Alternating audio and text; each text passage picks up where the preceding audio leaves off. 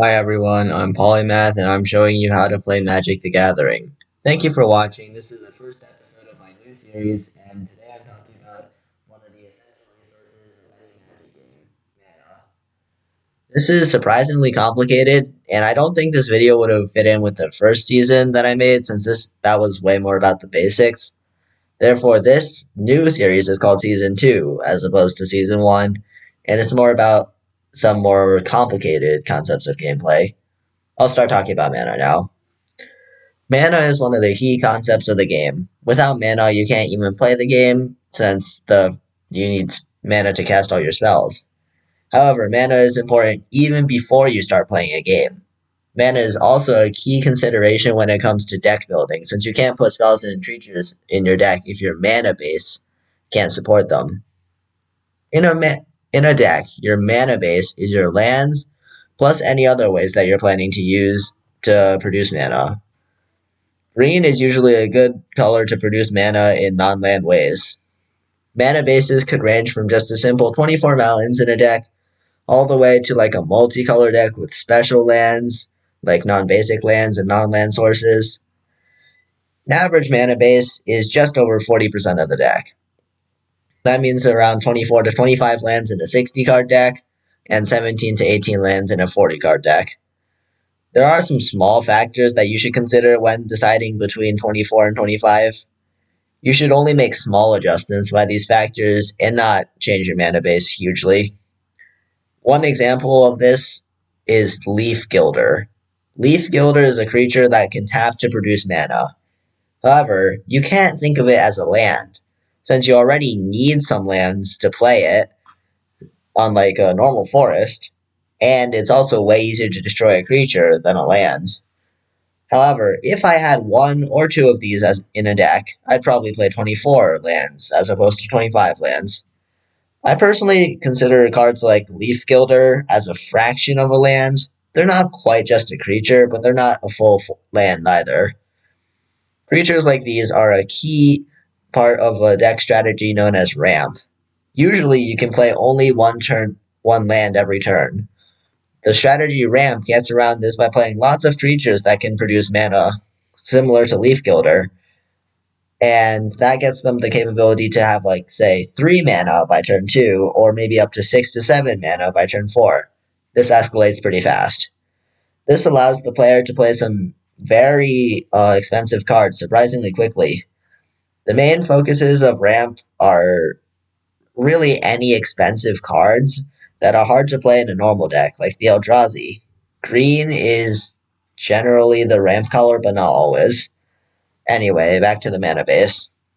Another factor in your mana base is how expensive your spells are. If you don't have any spells that cost over 5 mana, there's no need for you to have as many lands as in a deck that had like 8 or 9 mana spells. Another issue to consider is colored mana. It's pretty simple when you're dealing with a one color deck, but what about a two color deck or a three color deck? As a general rule, the more colors you play, the more cards you have access to, so therefore the higher power level your deck will have. However, the more colors you play, the harder it is to get a draw or a hand that has the right lands consistently. Therefore, the payoff of getting the right lands gets higher, as the actual chances of you getting those right lands gets lower. With basic lands, I find that the best compromise between the power and the consistency is a two-color deck. That is, if you only use basic lands. You would draw both your colors a very high amount of the time, and unless you had some cards with some pretty weird mana requirements, you will have a smooth deck function a lot of the time. However, with the addition of more complicated lands like this, you should feel fine with playing a three-color deck, since these cards will help act as both a source of 2 mana colors, or up to 5 mana colors in the case of Evolving Wilds, since you can just search for any one of those 5 basic lands that you have in your deck. However, going beyond 3 colors is very complicated, and I've never really felt the need to go past 3 colors, since it's already good for pretty much anything you need, as long as you choose the right colors. You can definitely just if you have three full colors, you can definitely just look for a card within them, and you'll that does something specific, and you'll probably find at least one. Another important fact about coloring is the fact that you don't actually have to have equal amounts of mana in your deck. For example, say you wanted to play a blue black deck, but with two extra red creatures. You would not have to cut the mana that you bring into three equal pieces. You could just bring like three or four sources of red mana, and those could be double lands. So you never even have to change like your mana base. You That's called splashing a color. As a guideline, if you want a certain color of mana in your opening hand, that means like you get it right from the gun. You should always bring around 15 sources for a 60 card deck and 9 sources for a 40 card deck. One final thing to consider is your mana curve.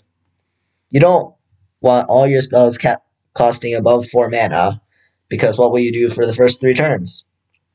You also don't want 32 1 mana spells, since you will not be making a good play beyond turns 1 or 2. For example, imagine playing a long game with only 1 mana cards. If It really depends on your plan. Mana curve is very difficult, and a lot depends on the strategy that you're using. If you plan on flooding the board with a bunch of cheap creatures, bring a lot of those 1 to 2 mana creatures, and don't bring as much lands as you would with, say, a deck that's planning to win with the late game. In a late game deck, also known as a control deck, those 1 to 2 mana creatures are pretty much useless. However, it is smart to have something to play in your first few turns, and this really depends on how fast your opponent is doing. If they're rushing from the start, you can't afford to have your first spell down by turn 3. An unfortunate part of the game is either not drawing enough lands or drawing too many. This happens to everyone, from the top of the line pros to people who have just picked up Magic.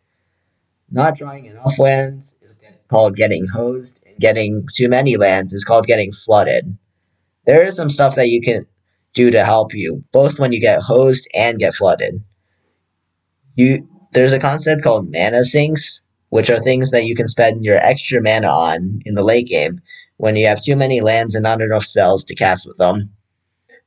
A great example of this is the ability Outcast. Say you're in the late game and you have some extra mana, you can just spend it on a creature with Outlast.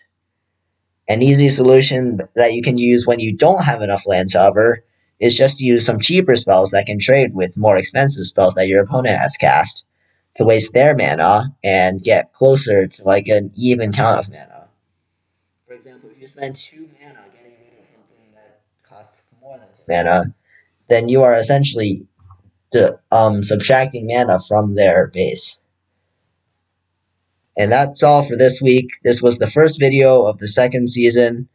The second episode will be pretty similar to this one. It's just about something called card advantage. Thank you for watching, and if you enjoyed it, you'll probably like the other content I am posting on my channel, so please subscribe. It helps me out a lot, and I think that you can always unsubscribe whenever you want.